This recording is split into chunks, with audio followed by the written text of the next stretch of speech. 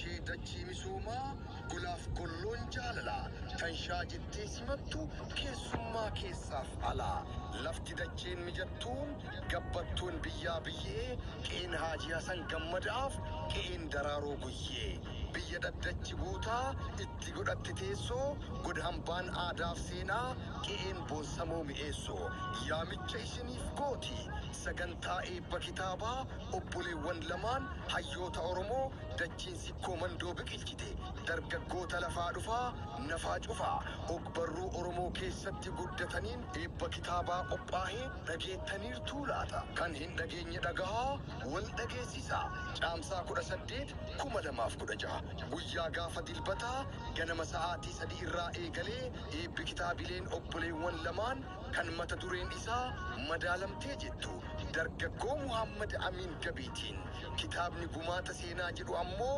Muhammad Nuur Gabiitiin barraa'ee hayyootaan gulaalamee eebbaaf qophaa'ee jira baga gammaddan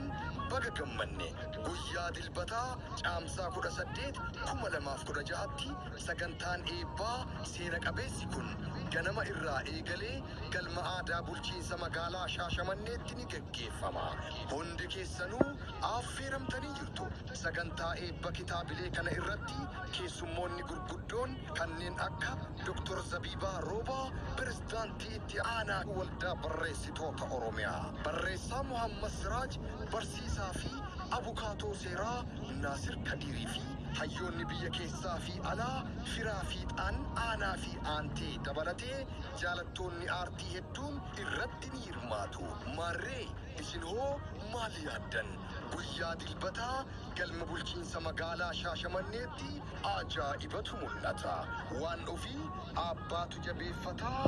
koottaa wal argaan teenya galma aadaa bulchiinsa magaalaa Shaashamanneeti eebba kitaaba madaalamtee fi gumaata seenaa